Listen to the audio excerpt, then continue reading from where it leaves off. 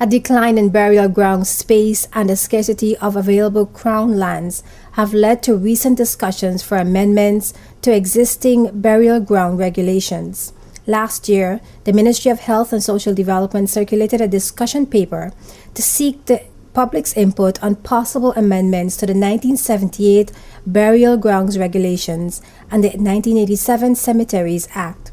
Deputy Secretary in the Ministry of Health and Social Development, Carolyn Stout Igwe, said the territory is still faced with limited burial spots, even though graves are being reused after 7 to 14 years.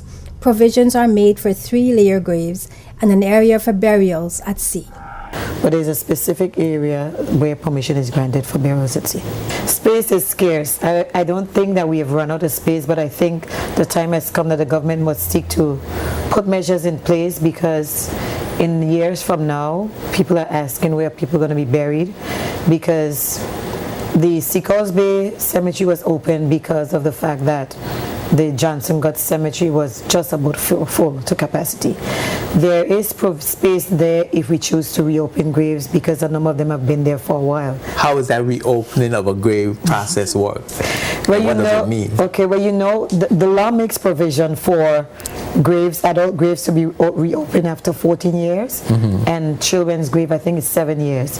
So basically, if you look at some of the older burial grounds, you would realize that we have reused space over the years, because people were buried. A number of the spaces that people are using today, people were buried there years ago. So some of the people that dig graves, you would hear them say that when they were digging the graves, they saw bones, they found bones, because of the fact that people were buried there before.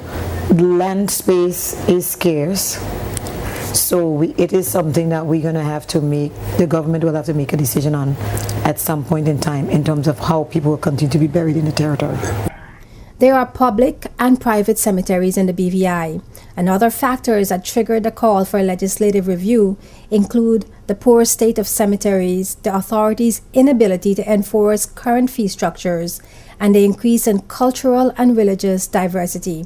Government also plans to modernize the burial process and give powers to ground managers to ensure users comply with burial ground policies.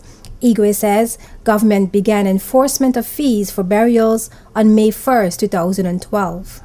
The Ministry of Health and Social Development has begun the enforcement of the fee structure in the burial ground regulations. Basically, the law has been there for quite a while, but the fees have not been collected. You don't have to apply to be buried? You apply to be buried, we process the applications, but we were not collecting the fees that the law required. The public can submit recommendations on this issue until June this year, when draft amendments will be submitted to Cabinet for approval. The discussion paper on burial grounds and cemeteries, a compilation of the sections of the law and concerns from the community, is available at the Ministry of Health and Social Development.